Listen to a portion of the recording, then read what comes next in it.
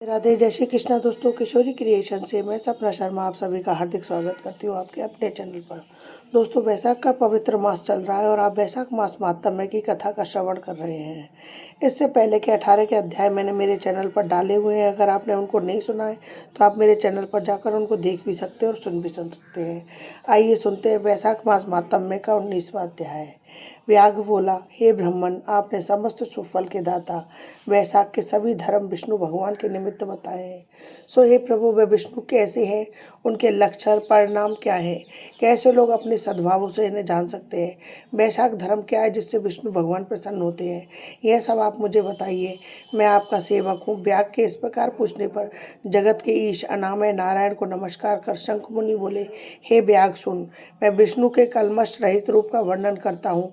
वह रूप ब्रह्मादि से लेकर किसी मुनि के ध्यान में नहीं आया। विष्णु भगवान पूर्ण शक्ति युक्त निर्गुण अनंत सच्चिदानंद रूप है। संपूर्ण चराचर विश्व उन्हीं के आश्रय और वश में है। अब मैं तुझे उसी परमात्मा साक्षात ब्रह्मा के लक्षण बताता हूँ, जिससे उत्पत्ति, स्थिति, संहार, आवृत्ति, नियम, प्रकाश, बंधन, मोक्ष और वृत्ति होती है। इस परमात्मा के जन्मादि तो केवल शास्त्र से जानने योग्य है। वेद, स्मृति, पुराण, इतिहास, पंचरात्रि और महाभारत ये विष्णु भगवान के आत्म रूप हैं। इन्हीं के द्वारा विष्णु भगवान जाने जाते हैं, अन्य किसी प्रकार से नहीं जाने जाते। इनके जन्म, कर्म और गुणों को जानकर प्राणी मोक्ष पाते हैं। कर्म से विष्णु भगवान का महात्म्य सातिशय होता है। इसी प्रकार देव, ऋषि, पिता और माता प्रत्येक में शक्ति रूप में विद्यमान रहते हैं। प्रत्यक्ष आगम या अनुमान से, बल और ज्ञान से सुख में प्रथम मनुष्य को उत्तम मानो, फिर अज्ञानादि द्वारा अव्रत राजा को 100 गुना अधिक जानो, उससे तत्वाभिमानी देवताओं को 100 गुना अधिक मानो। देवताओं से समस्त ऋषि बने हैं। सप्त ऋषियों से अग्नि और अग्नि से सूर्य, सूर्य से बृहस्पति, बृहस्पति से वायु, वायु से इंद्र और इंद्र से पार्वती, पार्वती से जगतगुरु महादेव, महादेव से बुद्धि देवी, बुद्धि से भी प्राण बलिष्ठ है। प्राण से अधिक कुछ नहीं है। संपूर्ण जगत प्राणात्मक है। प्राण से ही सब जगह वेष्टित है। नील मेघ के समान प्रवाह युक्त सबका आधारभूत इसे सूत्र कहते हैं। लक्ष्मी के कटाक्ष मात्र से इनकी स्थिति है। तब व्याघ बोला, वह लक्ष्मी देवादिदेव विष्णु भगवान की एकमात्र कृपा पात्र है। विष्णु भगवान से अधिक या समान कोई नहीं है। जीव में यह प्राण नाम सूत्र कैसे हुआ? हे ब्रह्मा, मेरे सामने इसका निर्णय कीजिए कि परमात्मा प्राण से परे कैसे है। शंख मुनि बोले, हे व्याघ, जो निर्णय तू पूछता है वह सुन। मैं संपूर्ण जीव द्वारा प्राणाधिक्य को तुझसे कहता हूँ। प्राचीन काल में नारायण भगवान ने कमल योनि में ब्रह्मादिक देवता अधिक रचकर कहा, मैं ब्रह्मा का तुम्हारा राजा बनाऊँ, ब्रह्मा को तुम्हारा राजा बनाऊंगा। जो कोई तुम में सर्वश्रेष्ठ हो उसे तुम युवराज बनाओ, परंतु वह शील, शीर और औदार्य आदि गुणों से युक्त हो। भगवान के ऐसे कहने पर सब देवता इंद्र के पास जा परस्पर विवाद करने लगे। कोई सूर्य को सर्वश्रेष्ठ कहता है, कोई इंद्र को, कोई चुपचाप खड़े रहे।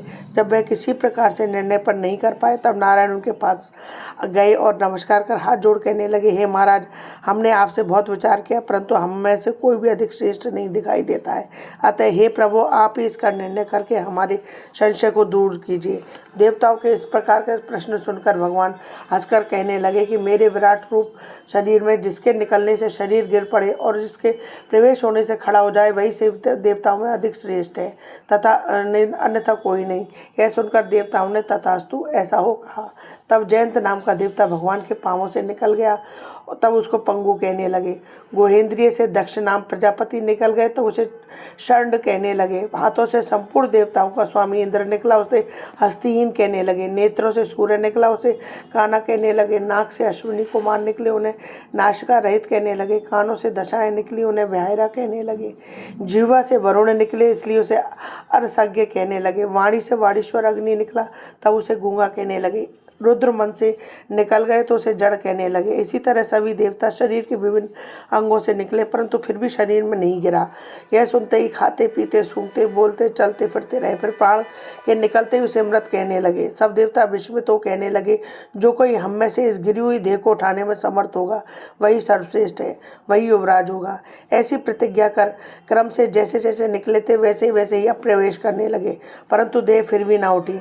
अंत में प्राणों के प्रवेश करते ही शरीर उठ खड़ा हुआ। तब देवताओं का तब देवताओं ने निश्चय किया कि बल, ज्ञान, धैर्य, वैराग्य जीवन से अधिक ही है। प्राण समस्त देवताओं का अधीश्वर और व्यापक है, अतः प्राण को ही उपराज बनाया जाए। उसके सम्मान में सामवेद का गान करने लगे। इसलिए स्थावर और जंगमनाद आदि ये सृष्टि प्राणात्मक है। ये अधिक बलवान और सब जीवों का अंतरात्मा भिन्न भिन्न कर्मों का संपादन करने वाला है। बिना प्राणों के संसार में कुछ भी वृद्धि नहीं होती है, ना कुछ रहता है।